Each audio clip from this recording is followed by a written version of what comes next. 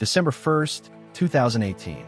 CCTV cameras inside a busy Auckland bar capture 22-year-old Grace Millane laughing, brushing her hair behind her ear, and leaning in closer to the man she'd met just hours earlier. A stranger named Jesse. From the outside, everything looked perfect.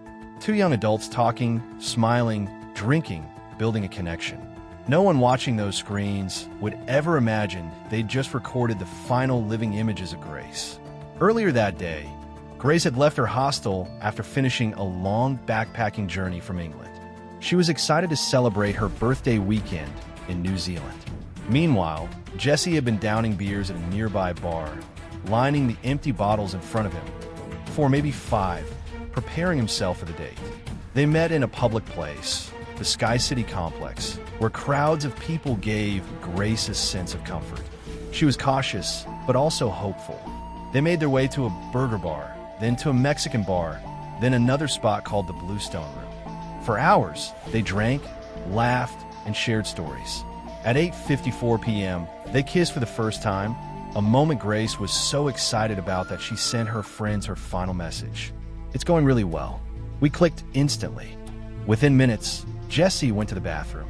When he returned, the two headed out into the night, walking toward the hotel where Jesse was staying. Grace followed willingly, happily, with no idea she was stepping into a nightmare. It was Grace's 22nd birthday. Friends and family sent messages from all over the world. None of them were answered. Not one.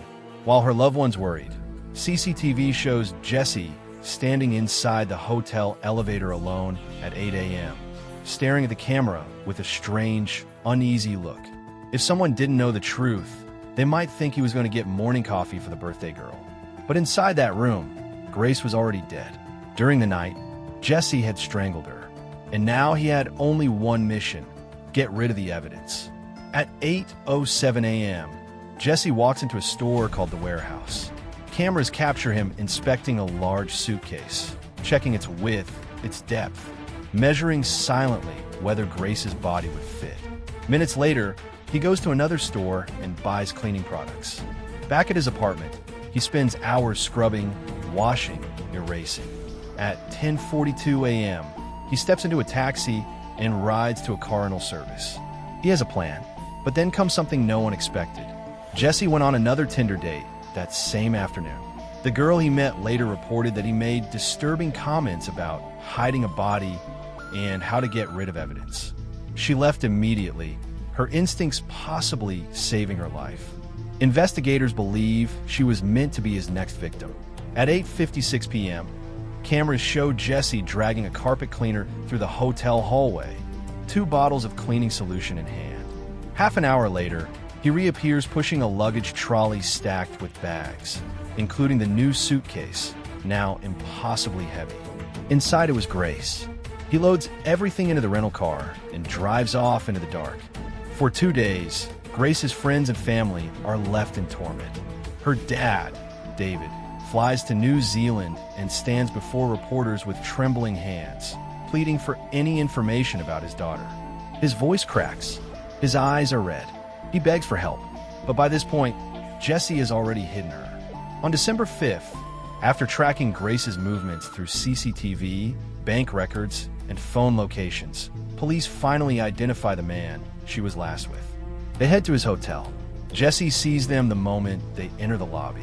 For a second, he tries to slip away, pretending to casually walk out, but detectives spot him immediately. They arrest him.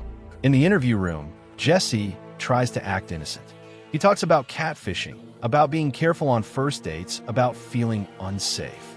But every lie he tells collapses the moment detectives play surveillance footage. Then comes his shocking twist.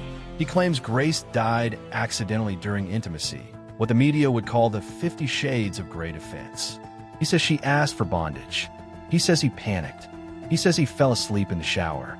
But the evidence is too strong. Jesse bought a suitcase with her credit card. He bought cleaning supplies with her credit card. He paid for another hotel night with her credit card. He took photos of her body. He Googled how to hide a corpse. There was nothing accidental about any of it. On December 9th, police find Grace's body buried in a shallow grave in the Waitakere Ranges. She had bruises on her arms and chest, signs of being held down. She fought, but she lost.